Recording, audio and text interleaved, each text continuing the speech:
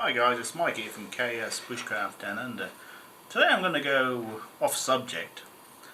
Now, some of you guys would be aware that I live in Western Australia. Now, when I was growing up, we used to call WA the wait a while state. Whenever you wanted something, the standard answer was, whether it was parts for your car or parts for your house or parts for anything, or even something rather large like an air conditioning unit, the standard answer was you'll have to wait a while because it'll have to come from the east coast. So currently we've had our first death from the COVID-19, which I'll from now on call the coronavirus. Now, YouTube has demonetized any videos that mention this virus, although it doesn't affect me because I'm not monetized, so I can say what I like.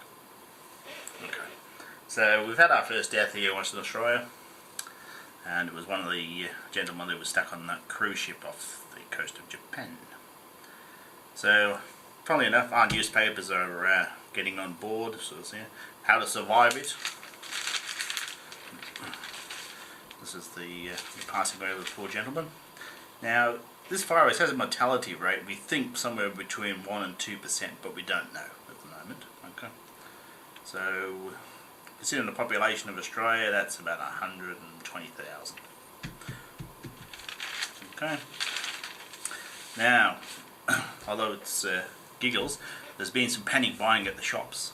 I was with my 84-year-old mother on Tuesday doing our fortnightly shop at Aldi, and sure enough, the toilet paper aisle was empty, as in the paper towels, hand cleaners, but also the aisles with sugar, rice, baking products. Well, while we were there, a delivery of toilet paper came in, and what ensued was, I would describe it as a rugby scrum. Now, I must admit, I got caught up in it myself, and we came home with a 15-pack of toilet paper that we probably didn't need, but suddenly it became desirable. Yeah. Now, the mining companies are getting concerned. In Western Australia, we predominantly dig stuff out of the ground. The term is called dig it, grow it and ship it. We're not really a place that makes stuff, so we rely on manufactured goods to come in and raw materials to go out. So more shops of the stripped out shopping aisles. Now, our local public transport crowd has decided to clean the buses more often. Now, unfortunately, in the southern hemisphere, we're coming into our winter period. So we normally have a flu season, so we may actually get both of these at the same time, which is a bit of a concern as well. Now, just highlights the fact of a really long supply chain. So, Campbell's, a soup manufacturer, source 98% of their ingredients, 90% of their ingredients from North America, 2% from China, and I hope 8% from Australia. So these long life shelf goods, which are in short supply at the moment, are not made here in Australia. Really handy. Now, we all like to think that the government's got our best interests in mind. And to a certain extent it does. But they're caught at the moment between wanting a budget surplus and the coronavirus. Now, we do have a lot of overseas students in Australia. Now, they were banned during this travel ban. So what they did, they just flew into a second country, I think it was Bali, which is a part of Indonesia, and a couple of other countries that then came into Australia. So 15,000 of them came in. Now, if I was been travelling in South America and had visited places like Colombia, that border force would have had me stopped pretty quick. So these students are on home quarantine, and a lot of them are hosted in regular houses, but the rest of the people in the houses aren't in quarantine.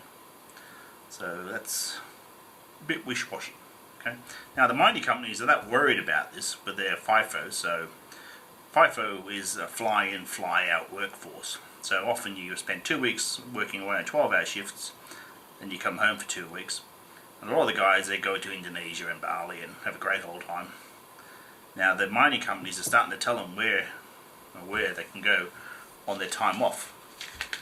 And no, we're not living in the USSR or Russia. And there we are. Now, earlier in the week, there were quarantining people in the car parks of the hospital, which wasn't a great look, and the government soon made them stop. So, when I was at the Aldi, and I must admit I should have had the camera, would have made wonderful footage, really would have. There was obviously toilet paper, shelf-stable foods pouring out the door, but what surprised me the most was the amount of bottled water. Now, it's a sheer waste of money, alright? But what it highlighted to me is most people, one, they don't understand all the systems that are around them, and two, although I wouldn't consider myself in the least any form of prepper, I go out in the bush, and I go out there for weeks at times, you know, sometimes nearly 2 months. So all the camping, bushcrafting gear I have gives me an edge. If we have a lockdown situation or it spirals out of control, which I expect it not to,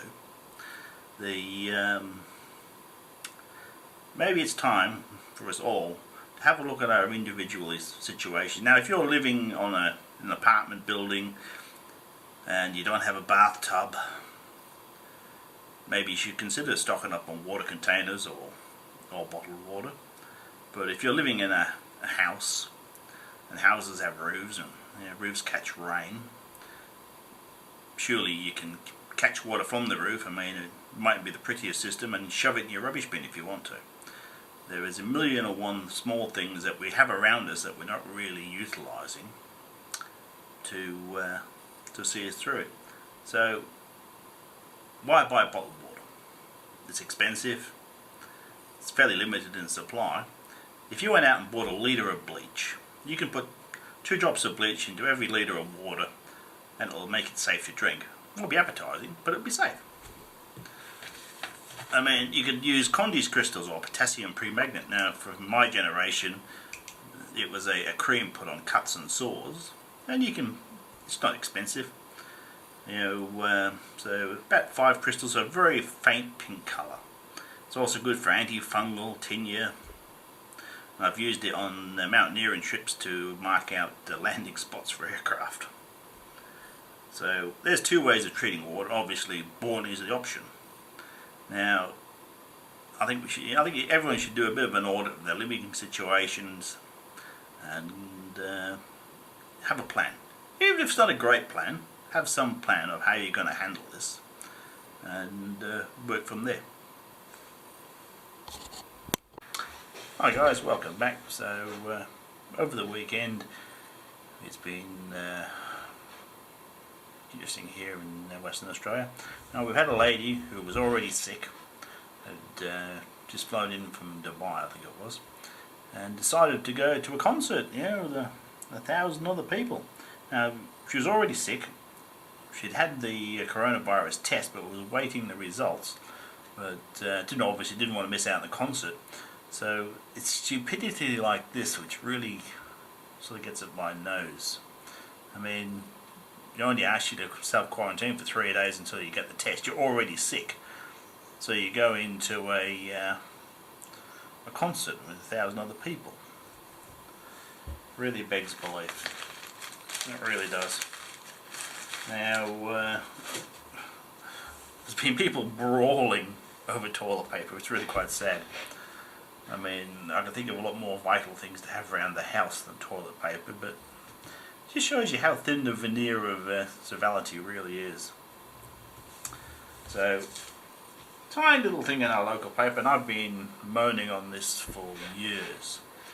Especially now we want to spend a few $1 billion on diesel electric submarines.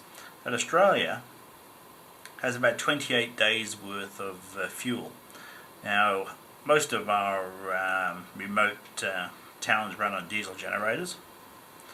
So we've got 2 refineries in Australia. Unfortunately, I happen to live near one of them. It just shows how vulnerable a supply chain is if this thing gets out of hand. Is without that diesel generation capacity, it's a good chance that the grid power might go down. So food for thought. So rather than stocking up on toilet paper, maybe it's time to start stocking up on diesel fuel and stuff. So good for that. So anyway, I've been doing a bit of a audit around the house. Now I'm lucky I live in suburbia, so I'm close enough to get access to services. Now if you're living in a tiny bush town, you could have problems getting services. So those that are bugging out into the bush, you might want to rethink that theory. Anyway, so I went around the house. I'm lucky enough I do have a rainwater tank. Now that holds 1,000 litres. I also have an electrical bore pump from the groundwater, and I do have a manual pump, which is actually a 44-gallon drum pump, that I can raise water from the ground. The fish pond holds 1,200 litres, and if it push on the shovel I can fill the bathtub up. So for me, water isn't an issue, and I've already spoken about how to treat it. Now my entire house is electrically powered, so that's a bit of a negative if the grid power goes down. So I have 5 kilowatts of solar, but I don't have any solar battery storage, so I can't run in island mode. So if the grid goes down, the solar goes down. But I do have 12 volt solar, obviously for camping. I've got 300 watts with the solar panels I can throw up on the roof of the house, and I have a 100 amp hour battery, and I also have a 12 volt petrol powered generator. So I can keep lights, car fridges going on that. So my car runs on Toyota Hilux, runs on diesel, and I've got 2 jerry cans, so I've got 120 litres of diesel, so I can easily cover 1,200 kilometres. So that's a plus. Now I went round and audited how much gas and other fuel I have. So I've got 30 kilos worth of LPG in bottles, and another 4 kilos in smaller camping type cylinders. So I can do a lot of cooking, a lot of water boiling, and to back that up I've also got 4 litres of methylated spirits. So I think I'm pretty well covered on that. Now in my garden I have, well, I grow vegetables and stuff, which is handy. I also have fruit trees. Now coming into autumn there'll be very little in fruit until the berries start coming on in winter, so that's just poor timing. Food, I'm obviously on the weak side. I need to bite the bullet and see if I can find some rice and stuff. Currently that's in high demand. Now I went to the chemist yesterday. I was due to fill one of my prescriptions, and I was told that currently there's none available. So that's a bit of a worry. So I need to find out. I can do without this medication. It's thyroxine. So I just need to know whether I need to bleed it down slowly or continue taking it as usual and suddenly stop. So if I'm having problems in Perth getting medication, imagine what it would be like in a little country town. So currently the government's wishy-washy. Obviously they're worried about the economy. If people stop going to football matches and tennis matches, and we're already hearing that the Olympics are going ahead regardless of the situation. Unfortunately in the situation I can limit my contact with people. I'll certainly be avoiding using the public transport that I normally use, and I'll be using my car more. I'll also be keeping my car full of fuel at every opportunity, should anything go down. So anyway guys, this is a bit off topic for my channel, but I think it's all valid to have a look at your own personal situation, see what you can do to avoid getting it, and what you need to do. I mean, it's the old triangle. It's shelter, food, water. Have those basics covered, and anything else is dealable with, really. Anyway guys, thanks for watching this one. Bye for now.